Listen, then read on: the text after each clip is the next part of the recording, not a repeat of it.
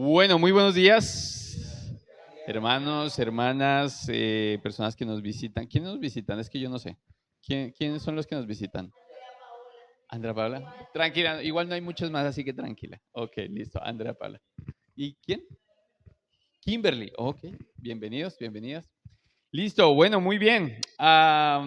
Bueno, gracias a Dios porque podemos estar aquí, gracias porque nos permite poder disfrutar de este tiempo, poder hablar un poquito de las escrituras, disfrutar un poco de la palabra, ojalá poderla entender. Y bueno, pues el día de hoy tengo una escritura en Hechos, entonces si quieren vayan los que trajeron su Biblia, préndanla o ábranla, como sea, la pueden prender, la pueden abrir, como quieran. Y vamos al libro de los Hechos. Para los que no conocen el libro de los Hechos, es básicamente la historia que se nos cuenta después de que Jesús muere, resucita.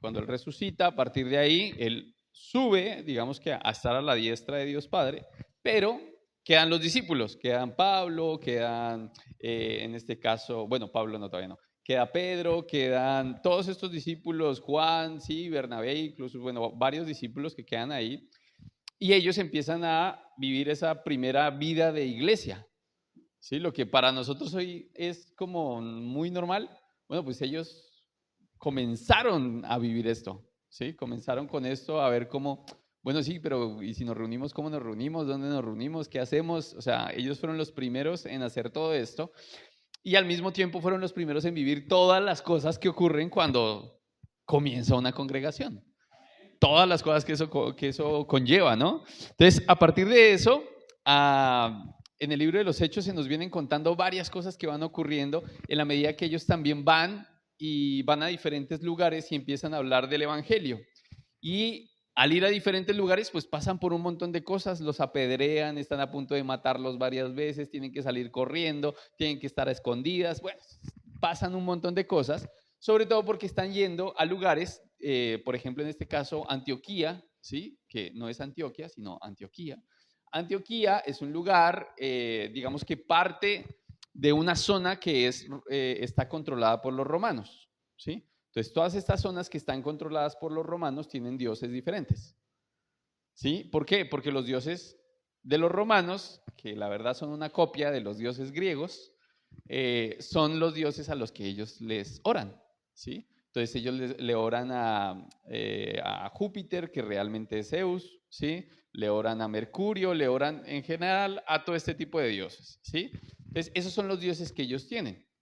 Y les hago un poquito esta introducción porque de lo contrario no podríamos entender bien qué es lo que está pasando acá si no entendemos cuál es el contexto de toda la zona. Entonces estos hombres, estos personajes, sobre todo los discípulos, están yendo a predicar sobre un solo Dios a estas personas que tienen un montón de dioses, ¿sí? Entonces eso ya genera problemas.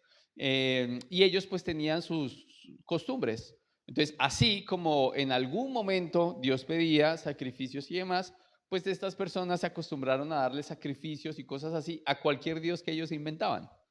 Entonces, estos dioses en general, que eran dioses literalmente inventados por ellos mismos, estos dioses pedían sacrificios, pedían un montón de cosas. Entonces, era algo en lo que ellos tenían que estar todo el tiempo, perdón, dando sacrificios, viendo qué tipo de ofrenda le gustaba a estos dioses. Entonces había templos, había un montón de cosas en general que ellos tenían que estar haciendo constantemente, ¿sí?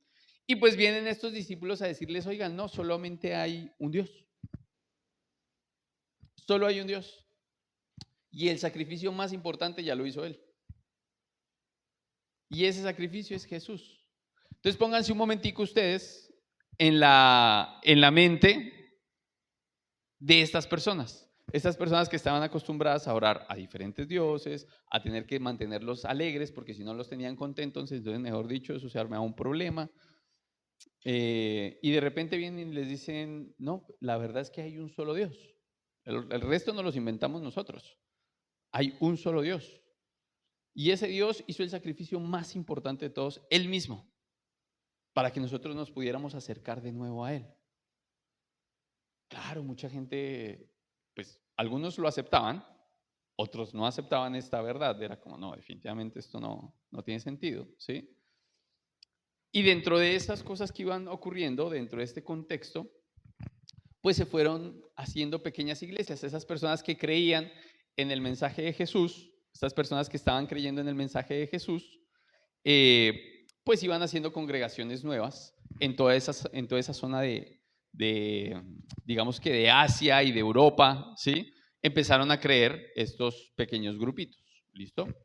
Dentro de eso, en Hechos, esto es Hechos 14, Hechos capítulo 14, muchísimas gracias.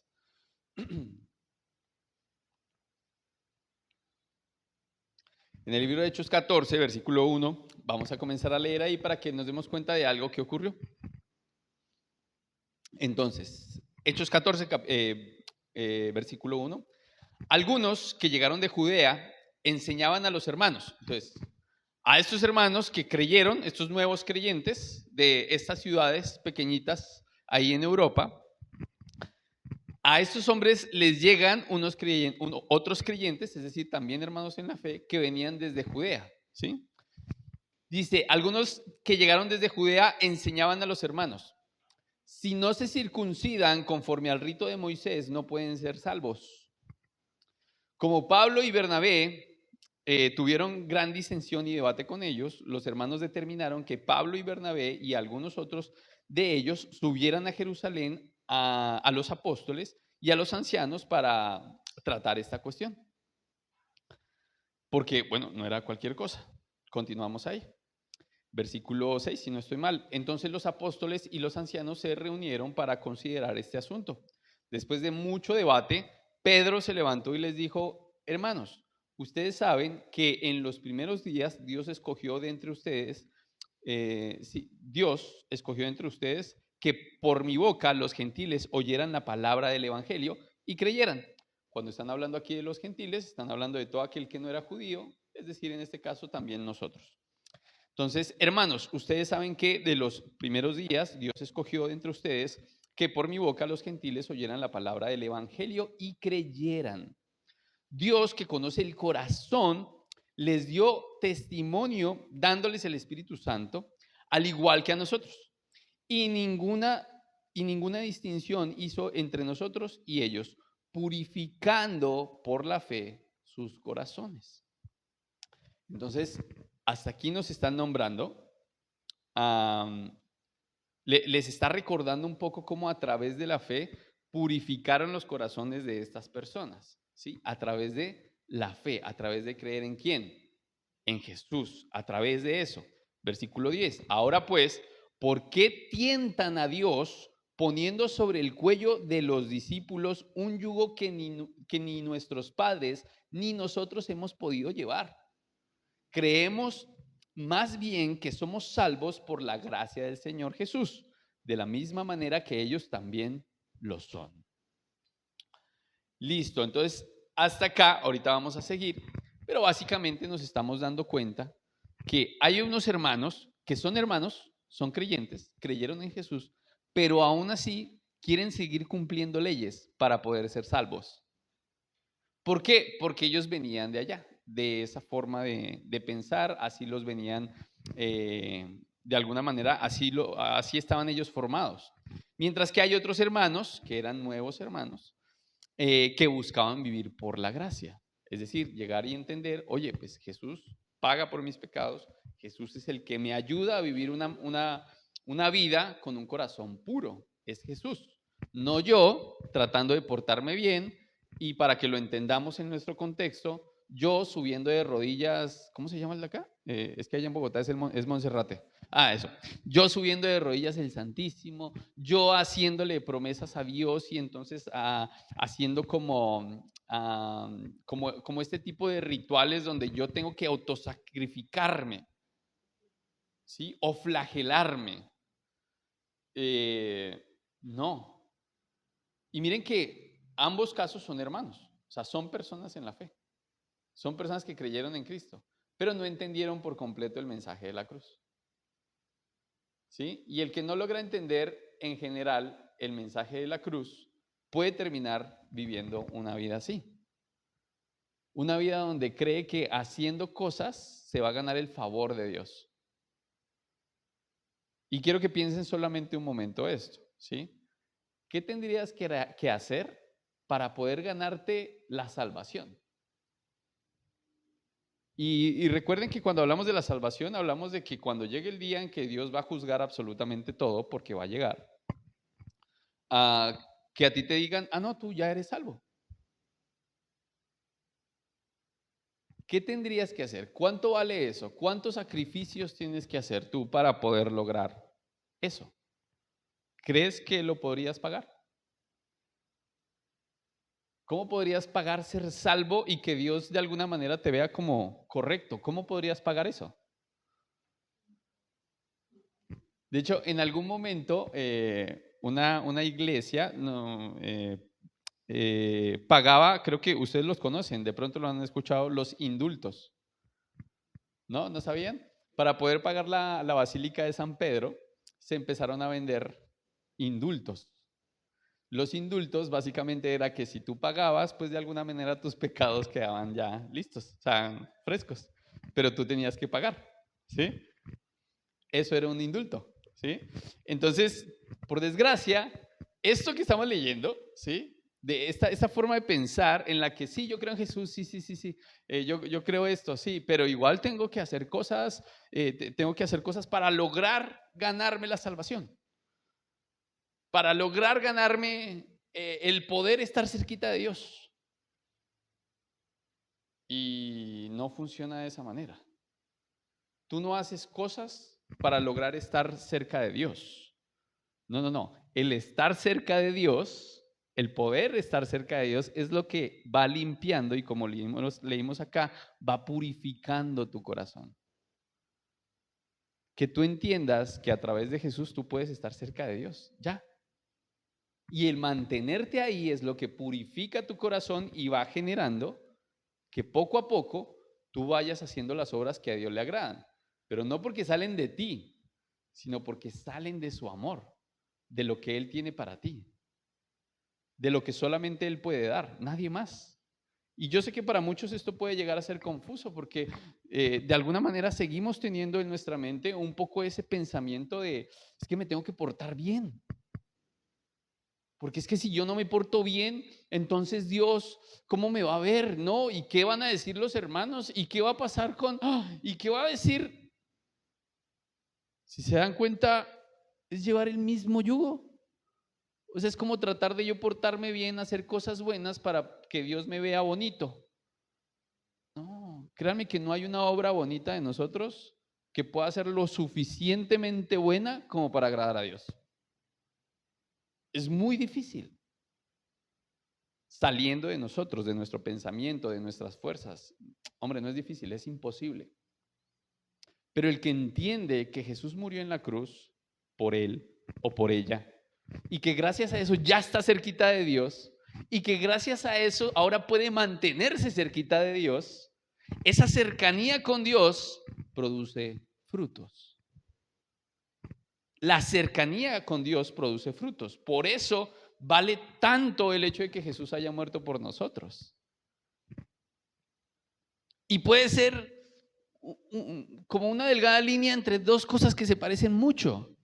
Porque a la hora de la hora, pues, ¿no? Tenemos que tener buenas obras, tenemos que de alguna manera mostrar que conocemos a Dios, ¿no? Pero una cosa es que yo esté intentando, forzándome todo el tiempo, a lo único que los va a llevar eso es a cansarse, a reventarse. Va a llegar un momento donde no van a querer saber nada de Dios.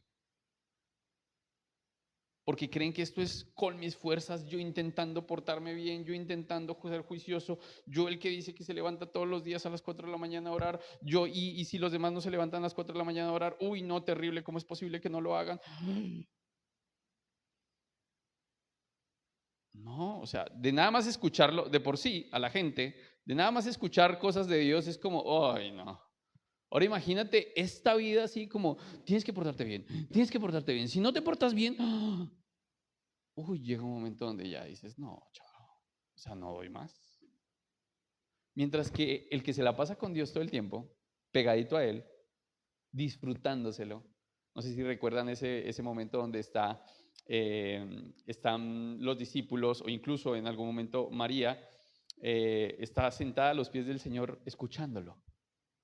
¿Sí? Ella está ahí como, ay, sí, como podríamos decir embobada, ¿no? Pero así como, creería yo que la palabra sería más como deleitada, ¿no? Como, ay, tan lindo que habla, ¿sí? Y, ay, qué chévere lo que dice. Y seguramente ella como, ay, mientras que la otra estaba ya haciendo la loza, mejor dicho, todo.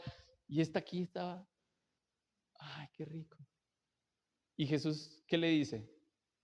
Ella escogió lo mejor. ¿Qué era qué? Estar ahí, deleitándose de su Señor, escuchándolo hablar y decir, wow, qué hermoso. ¿Qué te trae más paz? ¿Qué creen que nos va a traer más paz? Continuemos con esto. Versículo 24. Ahí simplemente me estoy saltando. Básicamente lo que ocurrió es que ellos deciden escribir una carta para mandársela a estos discípulos que estaban como, ay, pero entonces, ¿qué hacemos? ¿Nos circuncidamos? ¿No nos circuncidamos? Tenemos que hacer esto también. O sea, ¿qué hacemos? Ellos decían, bueno, les vamos a mandar una carta y les vamos a decir qué es lo que hay que hacer. Y se la van a mandar precisamente con estos hermanos. Versículo 24. Por cuanto hemos oído que algunos que han salido de nosotros, ojo a esto, por cuanto hemos oído que algunos que han salido de nosotros, a los cuales no dimos orden, os han inquietado con palabras, perturbado vuestras almas, mandando circuncidados y guardar la ley. Nos ha parecido bien, habiendo llegado a un acuerdo, elegir varones y enviarlos a vosotros con nuestros amados Bernabé y Pablo, hombres que han expuesto su vida por el nombre de nuestro Señor Jesucristo. Entonces, aquí básicamente ellos están hablando de algo y me parece importante detenernos acá, este pedacito donde dice que ellos han, con estas palabras, con esto de, oiga, ahora tiene que circuncidarse también porque si no, no es salvo. Pues aquí lo que está diciendo con esto es que están perturbando las almas de estas personas. Los están inquietando. Entonces, buscaba yo qué significaban esas palabras en ese momento en el griego, ¿sí? Y básicamente están hablando de cuando hay un edificio o cuando hay una edificación, ¿sí? Y cuando se habla de perturbar o inquietar, ¿sí? Es como si yo quisiera coger esa construcción, ¿sí? Y de alguna manera como moverla, zarandearla, como reacomodarla, ¿sí? ¿Y qué tiene que ver eso con lo que estamos hablando? Bueno, pues estos nuevos discípulos, estas personas que están conociendo de Jesús, están empezando a construir su fe. Y, por ejemplo, las personas que nos visitan hoy y demás, al venir a escuchar, al escuchar de la Biblia, ya sea que lo hagan aquí o en cualquier lado, pero que están empezando a escuchar de las Escrituras, de quién es Jesús, qué es lo que hace, cómo así, cómo es este tema de la religión, de lo demás. Muchos entramos a este mundo, ¿sí? Porque sabemos que hay un mundo espiritual. ¿Sí? Hay un mundo espiritual, lo conocemos, de alguna manera sabemos que hay, ya sea por películas de terror o alguna vaina o brujería o otras cosas que son normalmente por el lado que más conocemos el mundo espiritual. Pero también nos damos cuenta que hay seguramente otra entrada al mundo espiritual y es este tema de Jesús, de la Biblia, todas estas cosas que seguramente hemos escuchado, que si los ángeles, que si todo esto, pero a veces parece un tema tan confuso que parece más fácil todo este tema de la brujería, como que es más fácil de entender, ¿sí? Mientras que el tema de Dios, de los ángeles, de los apóstoles, que si el Nuevo Testamento, que si el Antiguo, que si el pecado, que si no sé qué, como que suena como tan difícil que la verdad da un poquito de mamera ponerse a estudiar este tema. Como, ¿qué Dios? Ay, no, yo prefiero quedarme viendo Netflix. Pero resulta que estas personas que venían escuchando el mensaje estaban empezando a construir una fe. Y eso es lo que haces cuando tú te pones a leer la Biblia, cuando empiezas a escuchar predicaciones, lo que haces es empezar a construir, sí, una fe de alguna manera. Es lo que estás haciendo. Y esta construcción de la fe de estos nuevos creyentes tenía una base específica, que eso no lo dicen en Hechos 4, no tienen que ir allá, se los voy a leer. Al principio de todo este cuento, al principio del libro de los Hechos, se comienza con esto. Sepan todos ustedes y todo el pueblo de Israel que en el nombre de Jesucristo, el Nazareno, a quien ustedes crucificaron y a quien Dios resucitó de entre los muertos por él, este hombre se halla aquí sano delante de ustedes. Ellos acababan de hacer un milagro y les dicen, miren, pues este milagro es posible gracias al nombre de Jesús. Este Jesús, ojo a esto, este Jesús es la piedra desechada por ustedes los constructores. La gente que se supone que hablaba más o que sabía más de Dios, cuando escuchaban hablar de Jesús era como, no, nada que ver, este Jesús este no es. Y dice acá, fue desechada por ustedes los constructores, pero que ha venido a ser la piedra angular. En ningún otro hay salvación. Y ojo a esto, por favor. En ningún otro hay salvación, porque no hay otro nombre bajo el cielo dado a los hombres en el cual podamos ser salvos. Y tanto para los que nos visitan como para los que ya son discípulos hace un tiempo, creo que esto es supremamente importante. Porque, por ejemplo, para los que apenas están empezando a conocer de Dios, se van a dar cuenta que hay muchos nombres que van a querer ser como compararse con el nombre de Jesús. Muchas personas que dicen, no, es que San Cosito, San Gregorio, San no sé quién, no, ese mejor dicho, él hace milagros, ¿sí? Pero aquí mismo, la Biblia misma, la Biblia que tal vez todos tengan en casa y si no, seguramente en su celular, esa misma Biblia está diciendo que solo hay un nombre por el cual somos salvos, no hay ningún otro. Y por otro lado, a veces como creyentes caemos en empezar a poner nombres más arriba que el de Jesús. Y a veces puede pasar, a veces podemos poner un predicador por encima del nombre de Jesús. A veces podemos poner nuestro propio nombre por encima del nombre de Jesús. Predicarnos a nosotros mismos, hablar solo de mí, hablar de algún libro, de algún autor, de algún psicólogo, de algún no sé qué, que es cristiano y que empiezo a hablar más de él que del mismo Jesús. Y con eso creo que hay que tener muchísimo cuidado, porque pasa un montón y es muy fácil caer en eso. Es en gran manera nuestra naturaleza. Aquí nos están diciendo que hay una piedra en la cual nosotros podemos construir nuestra fe. Y todo lo que leamos, estudiemos, pensemos, tomemos decisiones, todo tiene que ser sobre esa piedra. ¿Y quién es esa piedra angular? Jesús. Ahí en la imagen de la piedra, esa piedra angular, antes cuando se construían las casas con piedra, tiene que haber una piedra que es de donde todo va a empezar a tomar forma y que incluso si quitaras esa piedra, definitivamente todo se viene abajo. Así tal cual es como ellos están viendo a Jesús. Esa piedra en la que todo tiene que reposar y que todo tiene que ver con eso. La Biblia en general, todas sus enseñanzas apuntan a Jesús. A lo que Jesús dijo, cómo lo dijo, cuándo lo dijo, todo, absolutamente todo lo que aprendemos en la Biblia apunta a Jesús. Y cuando algo que nosotros aprendemos o queremos decir o queremos enseñar no apunta a Jesús, lo más seguro es que no esté bien. Cuando mi vida misma, por más cristiano que yo crea que soy, o por más creyente que yo crea que soy, no apunta o no está de acuerdo con las palabras de Jesús, ahí hay algo que no está bien. Porque Jesús es la piedra angular de nuestra fe.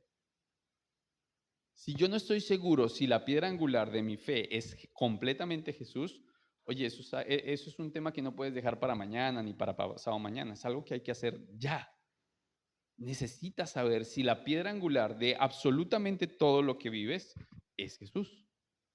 Y claro, yo sé que muchos vamos a ver este tema espiritual, no como, bueno, lo que tenga que ver con la iglesia, entonces tiene que ver con Jesús.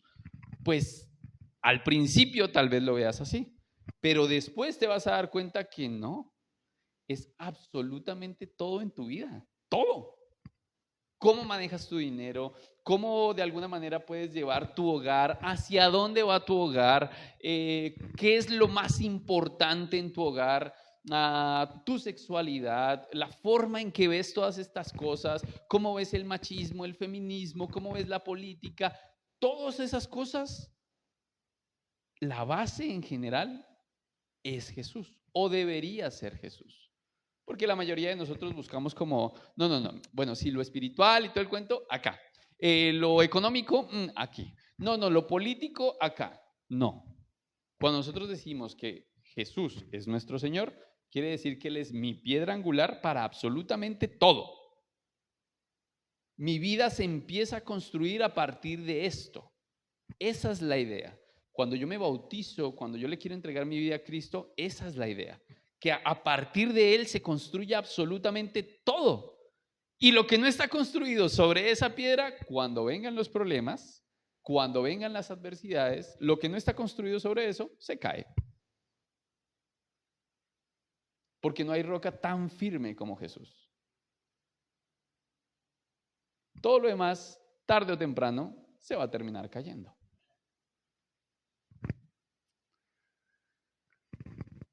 Y versículo 28,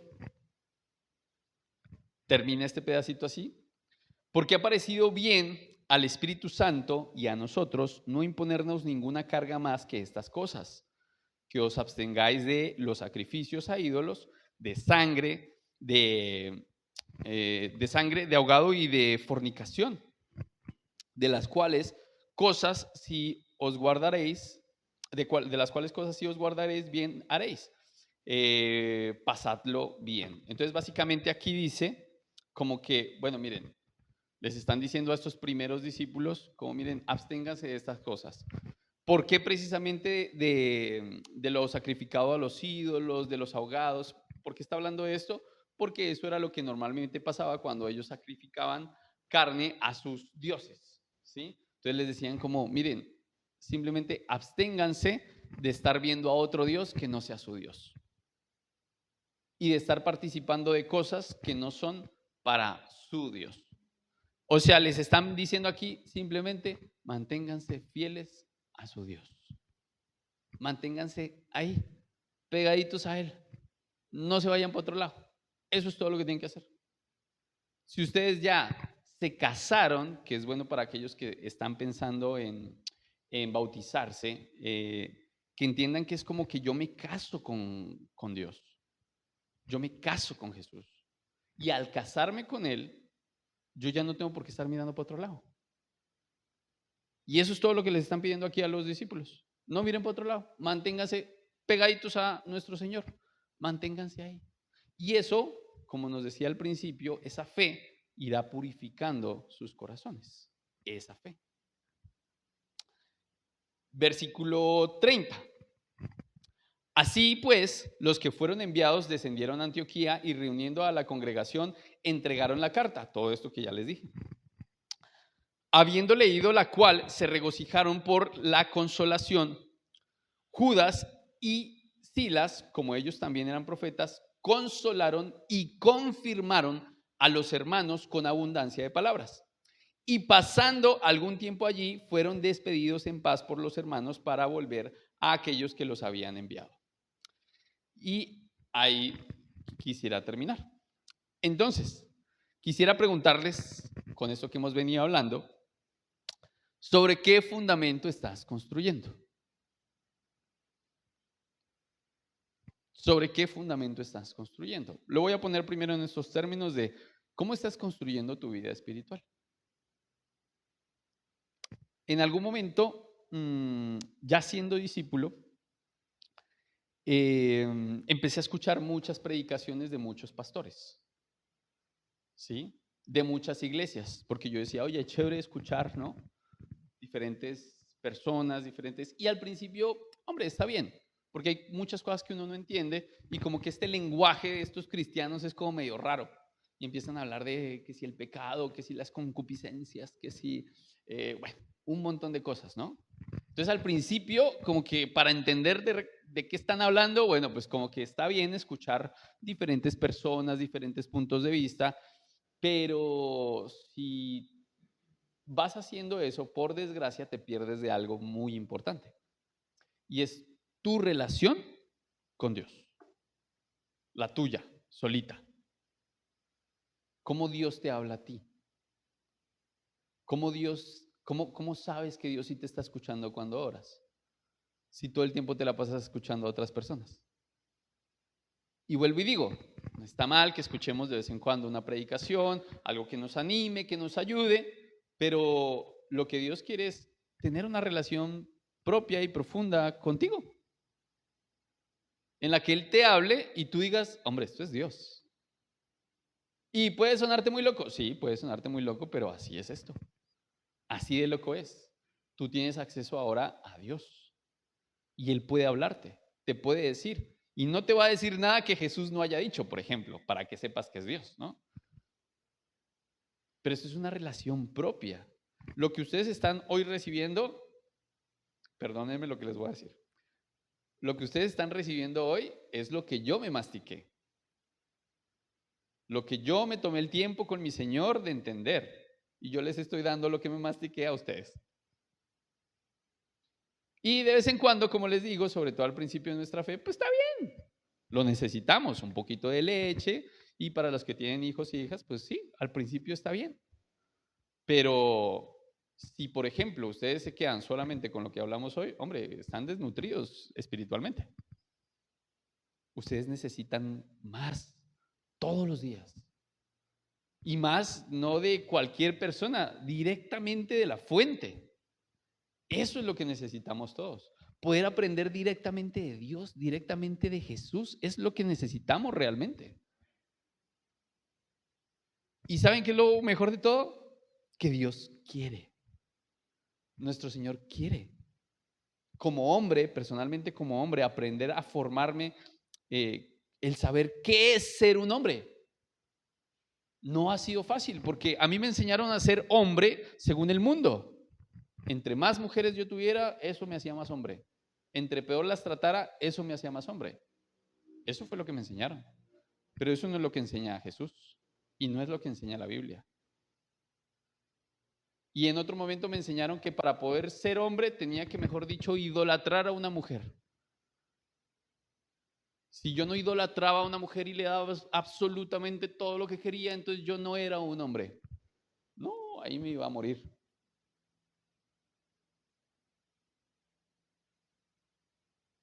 Poco a poco he venido aprendiendo qué es ser un hombre, teniendo en cuenta lo que Dios cree que es un hombre.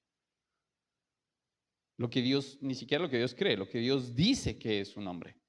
Y para poder aprender eso, he tenido que acallar por completo todo el mundo, porque todo el mundo quiere decirte cómo es ser una mujer, cómo es ser un hombre. Todo el mundo te lo quiere decir. Ni ellos mismos saben qué es, pero igual te quieren decir cómo tienes que serlo. Y yo dije, no, pues que se calle absolutamente todo el mundo y de ahora en adelante yo solamente voy a escuchar a Dios. ¿Cómo es ser un hombre? Y cuando voy a ver a Jesús, ¿cómo trataba a las personas? ¿Cómo trataba a los hombres? ¿Cómo trataba a las mujeres? Y a partir de eso voy viendo qué le agrada a Dios. Wow, no es fácil, Dios. No es fácil ser un hombre como tú dices que tiene que ser un hombre. Pero poco a poco Él me ha venido enseñando. Porque mi papá no fue un papá que estuviera presente y cuando estuvo presente, la gran mayoría del tiempo, pues no fue un súper ejemplo de papá. Como seguramente nos ha pasado a muchos. E incluso hoy en día, claro, yo me doy cuenta que hay muchos hombres que también todavía están aprendiendo a ser hombres conforme al corazón de Dios. Esto no es fácil. Yo necesito una conexión directa con mi Padre todo el tiempo. ¿Y aquí qué hago? ¿Y cómo lo hago? Ayúdame. Necesito que me digas cómo se supone que debería comportarme, qué debería decir, qué no debería decir, cómo debería estar actuando. Porque videos hay miles. de personas que supuestamente sí saben qué es ser un hombre. Pero cuando nos damos cuenta, definitivamente no, ni siquiera hablan igual que Jesús. Lo mismo va para las mujeres. Hay un montón de gente que les quiere decir cómo tienen que hacer las cosas o cómo no las tienen que hacer. Y lejos de la regla solamente, ya sea en una iglesia donde les digan, no, es que tienen que irse con falda larga y tienen que, o en otros lugares donde le digan, no, mejor dicho, váyase sin absolutamente nada, que eso no importa, es su cuerpo. Pienso yo como, bueno, entonces, ¿qué tan fácil debe ser para una mujer o qué tan difícil debe ser para una mujer saber, bueno, qué es ser mujer? Que es una pregunta que normalmente se hace hoy en día. Ah, bueno, ¿qué es ser mujer? Y no es fácil responderlo. Entonces, en un mundo que no sabe ni qué es muy importante y necesitamos muy, muy seguido que alguien nos diga, mira, es por acá, es por allá. Y las personas en la iglesia, como nos acabamos de dar cuenta, los hermanos se pueden equivocar. Las hermanas se pueden equivocar. Por eso nosotros necesitamos, si bien necesitamos de la iglesia, sobre todo necesitamos de una relación cercana con Dios. Entonces, simplemente piensa, ¿cómo estás construyendo? ¿Cuál es el fundamento en general de tu vida? Pero si lo quieres ver de esa manera, de tu vida espiritual. ¿Cuál es el fundamento? ¿A quién estás escuchando? ¿A Cristo específicamente? Si no es así, yo te invito a que lo hagas con Él específicamente, que Él sí sabe. Para mis hermanos, discípulos, discípulas, como discípulos, ¿cuál es tu trabajo en este tema de la construcción?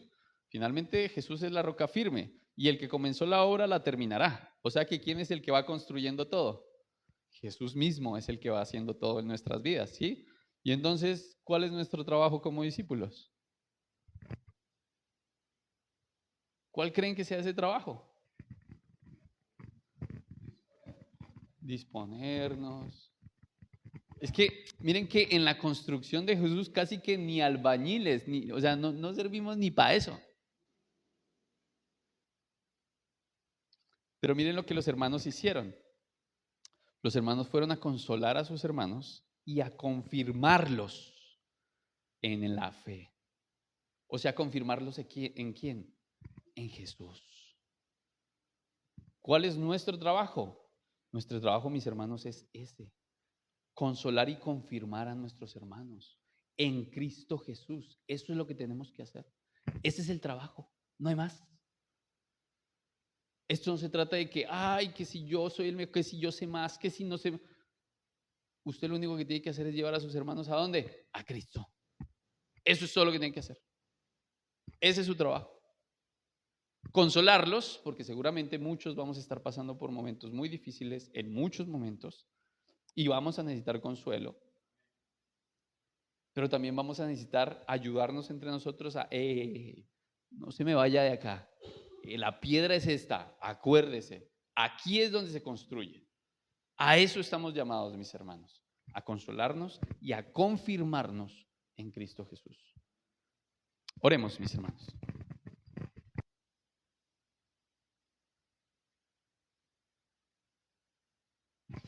Bueno, Señor y Dios, Padre Santo, Señor Jesús, gracias, papá, gracias por este día. Gracias, Señor, porque, pues, Señor, no tendríamos ni siquiera la posibilidad de acercarnos a tener una vida espiritual agradable a ti, Señor, si no fuera por tu sacrificio. Gracias por ser la piedra angular, Señor. Gracias por ayudarnos a construir sobre la roca. Gracias por darnos la posibilidad de construir vida, Señor, lo suficientemente fuerte, Señor, para que cuando vengan las tempestades podamos soportar, papá. Gracias por eso. Gracias, Señor, por nuestros hermanos, por aquellos que de verdad se han tomado el tiempo de consolarnos y confirmarnos en la fe muchas veces, Señor. Gracias por aquellos que nos ayudan a poner la mirada de nuevo en ti. Y ayúdanos a nosotros, Señor, a entender que solo hay un nombre en el que podemos realmente ser salvos, en el que podemos encontrar paz, en el que podamos encontrar paciencia, tranquilidad, bondad, dominio propio. Solo hay un nombre en el que lo podemos hacer y es en tu nombre, Señor Jesús. Ayúdanos a recordar esto, a tenerlo presente, ayudarnos entre nosotros, Señor, a ver hacia allá y solamente hacia allá. Ayúdanos, Señor, a seguir construyendo, Padre Santo, sobre la roca firme, sobre aquel que no falla, Señor. Porque todos los demás nombres, Señor, todos los demás fallan. Todos los demás van a caer mal, sí, van a quedar mal sí o sí, Señor.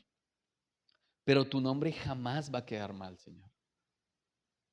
Ayúdanos a poner nuestra confianza en ti. Ayúdanos a ser confirmados en ti, Señor. Que cuando vengan, Señor, incluso doctrinas que no sean acordes, Señor, a tu nombre, a tu palabra, Señor, que nos podamos dar cuenta, Señor.